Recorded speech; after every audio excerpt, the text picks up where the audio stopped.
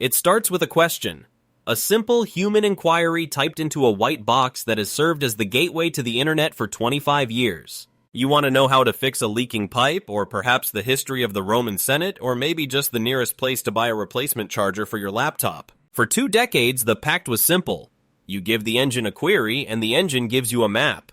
It points you to the experts, the creators, and the businesses that actually have the answer. It was a symbiotic relationship that built the modern web.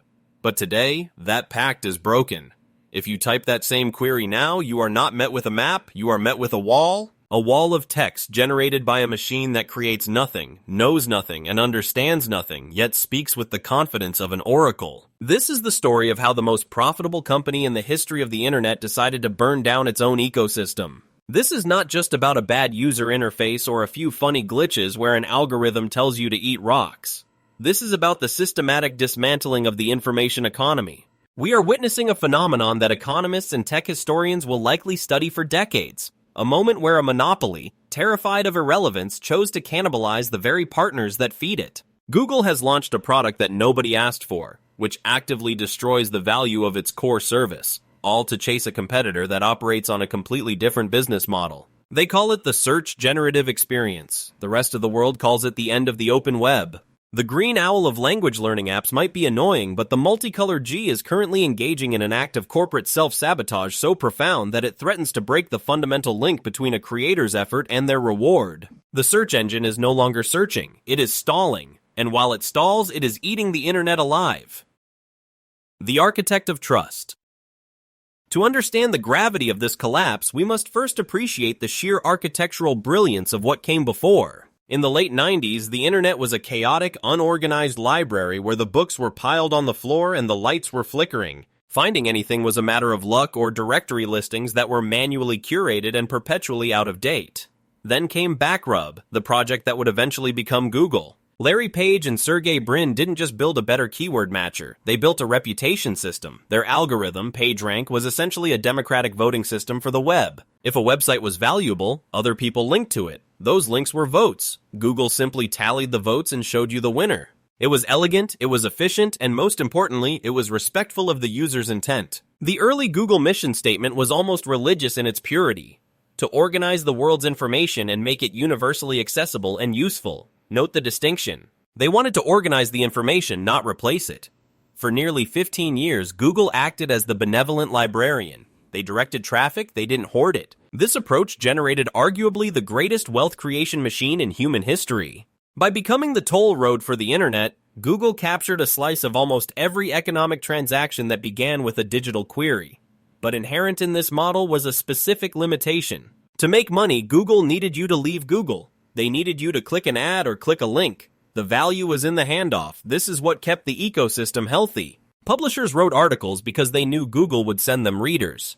Those readers would see ads or buy subscriptions, funding more articles, which Google would then index. It was a cycle of growth. But cycles of growth eventually hit a ceiling, and corporations, by their nature, are designed to reject ceilings. When you have captured 90% of the search market, you cannot grow by finding new users. Everyone is already a user. You can only grow by squeezing more revenue out of every second those users spend on your platform.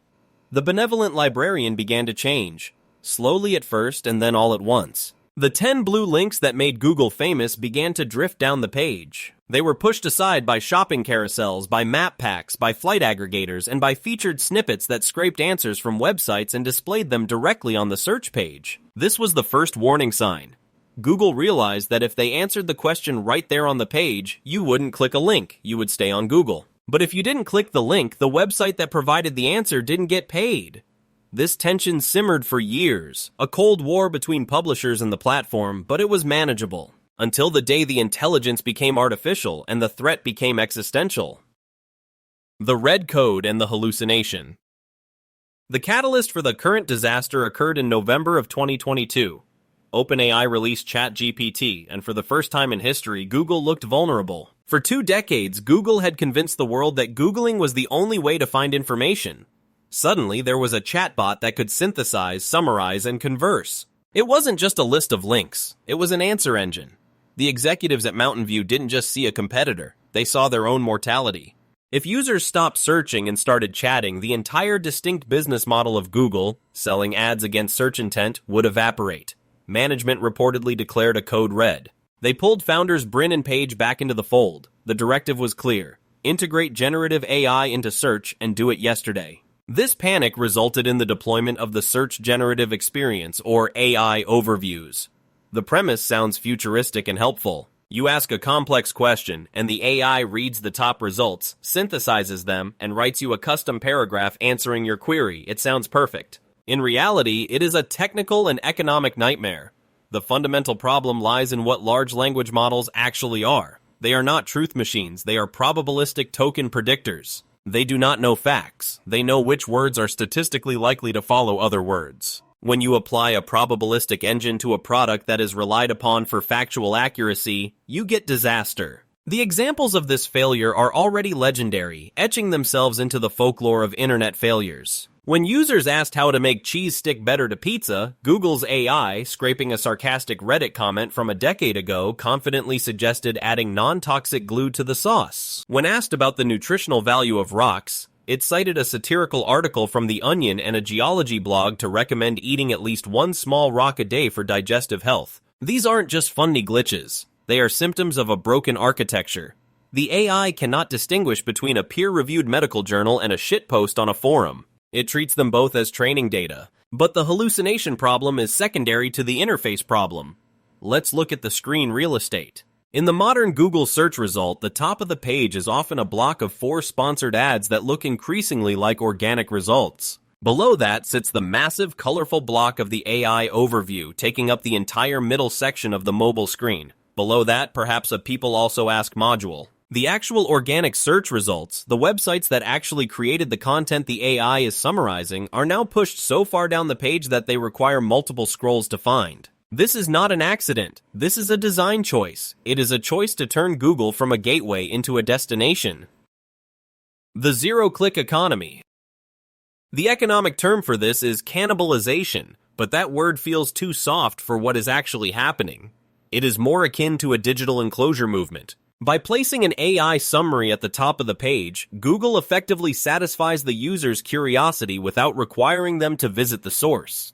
In the industry, this is known as a zero-click search. According to data from SparkToro, even before the full rollout of AI overviews, nearly 60% of all Google searches ended without a click to an open web property. With AI overviews, that number is projected to skyrocket. Consider the user behavior. If you search for best hiking boots for wide feet, and Google's AI scrapes 3 reviews and summarizes them into a paragraph listing the top 3 boots, you have the information you need. You leave the page. You never visit the review site that spent thousands of dollars testing those boots. You never see their ads, you never click their affiliate links, and you never sign up for their newsletter. The value was created by the publisher, but the revenue was captured 100% by Google, or simply destroyed entirely. This creates a parasitic dynamic. The host, the open web, is being drained of blood by the parasite, the search engine. The financial devastation is not theoretical. It is visible in the stock charts of public companies. Chegg, an education technology company that millions of students use for homework help and textbook solutions, is the canary in the coal mine. In early 2024, Chegg's CEO warned that ChatGPT and AI search tools were impacting their growth.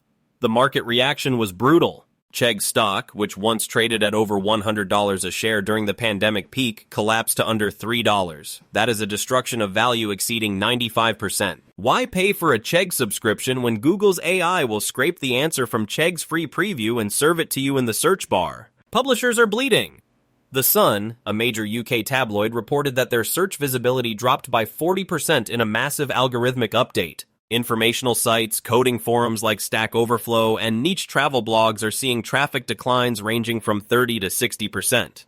This isn't just about some CEOs losing their bonuses. This is about the viability of the content ecosystem. If a travel blogger cannot make money because Google scrapes their top 10 things to do in Kyoto list and presents it as an AI summary, the blogger stops writing. If the blogger stops writing, the AI has no new data to train on. This leads to a theoretical endpoint known as model collapse, an Ouroboros loop where the AI begins training on its own AI-generated garbage, leading to a rapid degradation of intelligence. Google is effectively strip mining the web, extracting all the value from the soil until nothing can grow there again. The legal reckoning.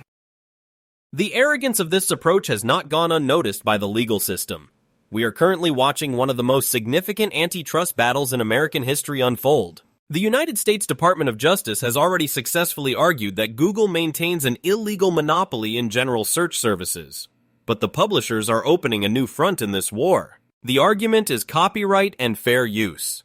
Does summarizing a copyrighted article to the point where the reader no longer needs the original constitute fair use? Chegg, along with a coalition of other publishers, is arguing that it does not. They claim that Google is using their intellectual property to build a competing product that destroys the market for the original. It's like a library photocopying the best chapters of a book and handing them out for free at the entrance, then wondering why the bookstore next door went out of business. The French Competition Authority has already fined Google hundreds of millions of euros for using news publishers' content to train its Gemini models without proper transparency or compensation. In the US, the New York Times is suing OpenAI, and the logic of that lawsuit applies directly to Google's AI overviews. Google's defense is that they are driving traffic, not stealing it. They claim the AI overview includes links to sources, but the data contradicts this. The links in the AI snapshots are often tiny, hidden in carousels, or cited in footnotes that users rarely click.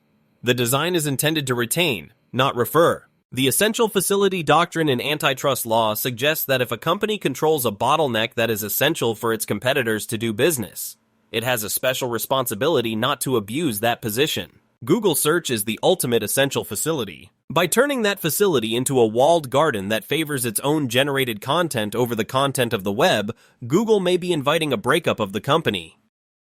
The Innovators Nightmare. So why do it? Why would a company that generated nearly $240 billion in ad revenue in 2023 risk destroying the golden goose? The answer lies in the concept of the innovator's dilemma. Google is trapped. They are caught between a rock and a hard place, or perhaps between a rock and a glue-covered pizza. If they do not integrate AI, they risk losing the next generation of users to ChatGPT, Perplexity, and Bing. If the habit of searching is replaced by the habit of asking, Google's traditional search dominance becomes worthless.